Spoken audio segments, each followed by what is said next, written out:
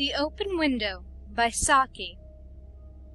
"My aunt will be down presently, Mr. Nuttall," said a very self-possessed young lady of 15. "In the meantime you must try and put up with me."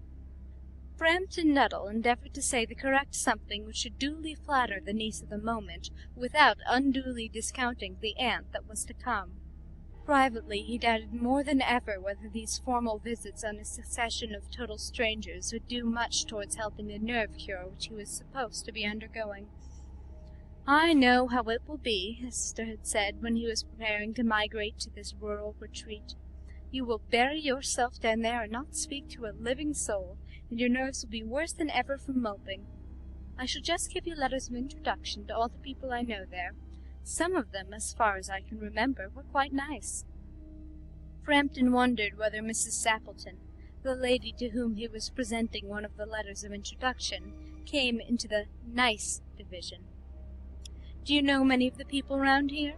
asked the niece, when she judged that they had had sufficient silent communion. "Hardly a soul," said Frampton. "My sister was staying here, at the rectory, you know, some 4 years ago, and she gave me letters of introduction to some of the people here." He made the last statement in a tone of distinct regret. "Then you know practically nothing about my aunt?" pursued the self-possessed young lady. "Only her name and address," admitted the caller. He was wondering whether Mrs. Sappleton was in the married or widowed state. An undefinable something about the room seemed to suggest masculine habitation. "Her great tragedy happened just 3 years ago," said the child. "That would be since your sister's time." "Her tragedy?" asked Frampton. Somehow in this restful country spot tragedies seemed out of place. "You may wonder why we keep that window wide open on an October afternoon," said the niece, indicating a large French window that opened onto a lawn. "It is quite warm for the time of year," said Frampton. "But has that window got anything to do with the tragedy?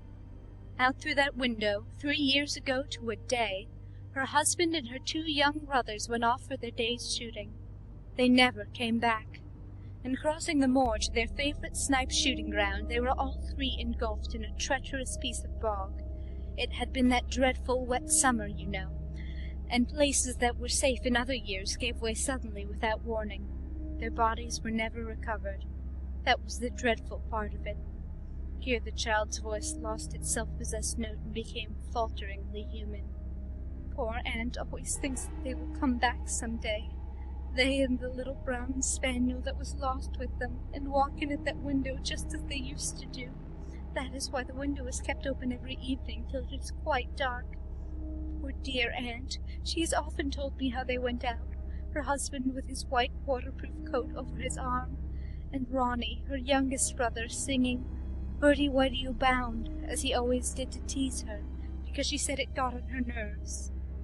Do you know, sometimes on still, quiet evenings like this, I almost get a creepy feeling that they will all walk in through that window." She broke off with a little shudder. It was a relief to Frampton when the aunt bustled into the room with a whirl of apologies for being late in making her appearance. "I hope Vera has been amusing you," she said.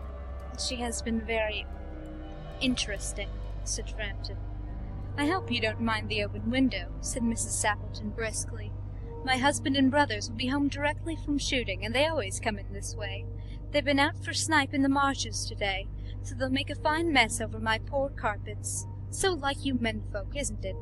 She rattled on cheerfully about the shooting and the scarcity of birds and the prospects for ducks in the winter.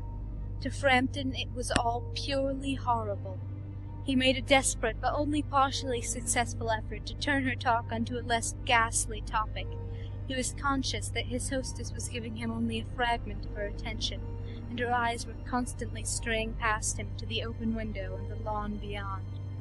It was certainly an unfortunate coincidence that he should have paid his visit on this tragic anniversary. "The doctors agree in ordering me complete rest, an absence of mental excitement, and avoidance of anything in the nature of violent physical exercise," announced Frampton, who labored under the tolerably widespread delusion that total strangers and chance acquaintances are hungry for the least detail of one's ailments and infirmities, their cause and cure. On the matter of diet, they are not so much in agreement," he continued.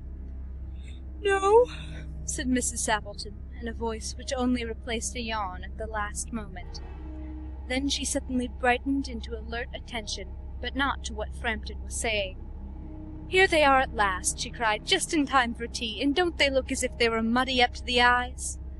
Frampton shivered slightly, and turned towards the niece with a look intended to convey sympathetic comprehension. The child was staring out through the open window with dazed horror in her eyes. In a chill shock of nameless fear, Frampton swung round in his seat and looked in the same direction.